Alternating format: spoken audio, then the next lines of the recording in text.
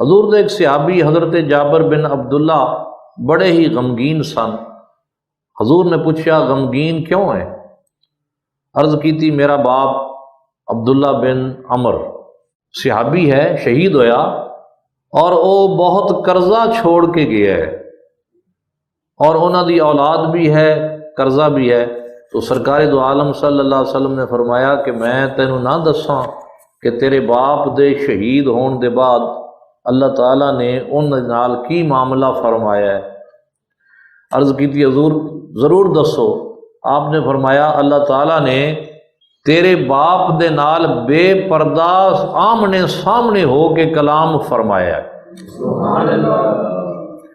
और रब ने तेरे बाप शहीद नू फरमाया कि मंग मेरे कोलों की मंगना है।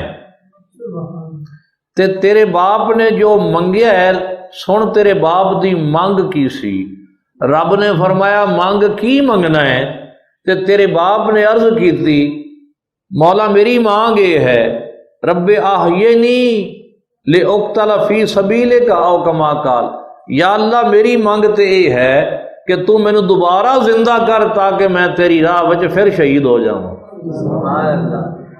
इसलिए कि बवक्ते शहादत शहीद नू जो दीदारे खुदाबंदी दी लज्जत नसीब होंदी है, अल्लाह ताला दे दीदार विच इतना महव हो जाता है कि उसनू अपने तन बदन का होश नहीं रहता कि उन्होंने गोली लग रही है, उन्होंने तलवार लग रही है या वो बंब के नाल उड़ाया जा रहा है।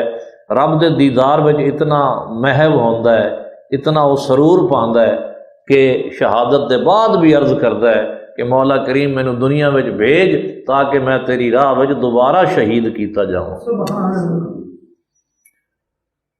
तो अल्लाह ताला ने तेरे बाप नू फरमाया है, तेरे बाप ने यह कहा कि मौला मैनू दुनिया में फिर भेज ताकि मैं तेरी राह में शहीद हो जावां।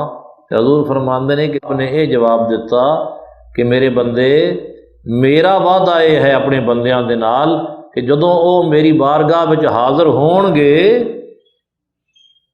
मौत के बाद जदों एक दफ़ा मेरे को आ जाएंगे तो फिर मैं दोबारा दुनिया दे विच उन्हां नूं नहीं भेजांगा।